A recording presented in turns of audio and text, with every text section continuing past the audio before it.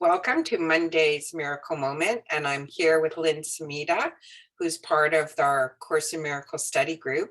And we are going to talk for just a couple minutes on today's message. So I will share my screen right now and bring up the card. Here it is. It says, each day should be devoted to miracles.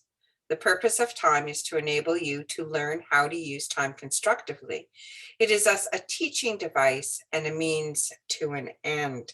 And I'll read the very last sentence of it is, time will cease when it is no longer useful in facilitating learning. So each day should be devoted to miracles. What do you think that means, Lynn? I've been wondering that myself. What each day should be devoted to miracles. Well, the way I understand from the Course is that a miracle is a change of perspective. So if I kind of generalize that, I think, wow, each day should be devoted to changing my perspective on whatever comes up, because I've learned a certain way to perceive. I've learned things that are good and bad and right and wrong and the way I'd like my day organized. All of that is constructed by me and sort of the family I grew up in, the country and the culture.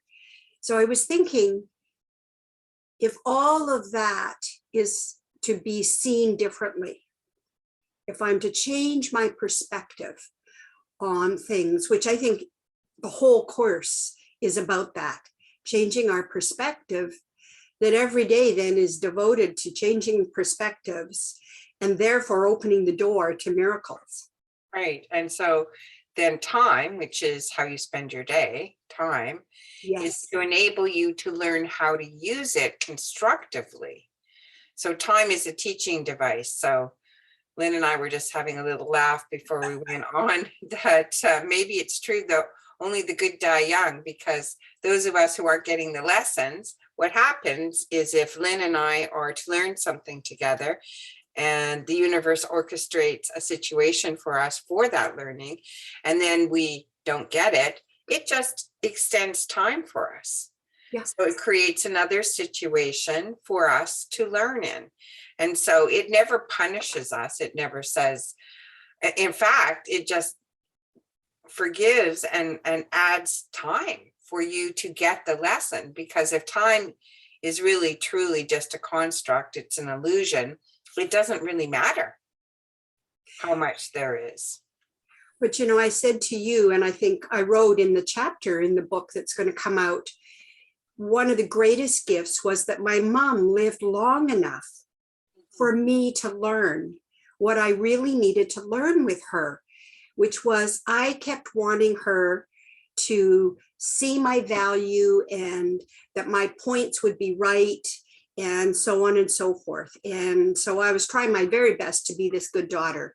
And as she aged, she lost more and more of her ability to process things well and became quite contrary. And so I would try to be patient, and then I would fail at being patient, and so on and so forth.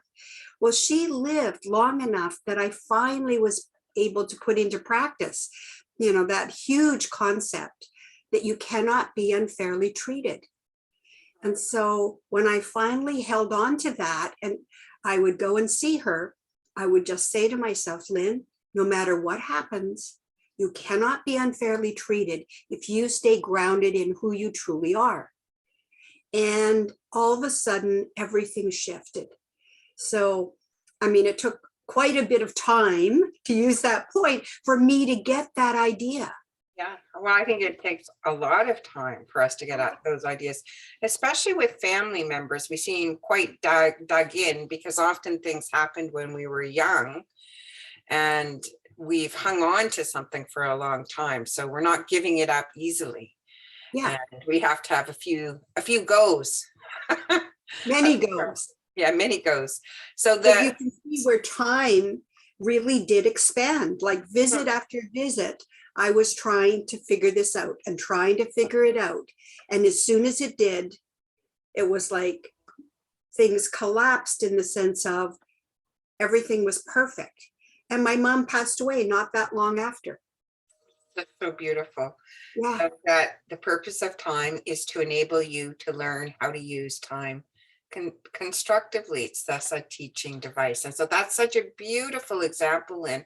Thank you so much for sharing that with our viewers.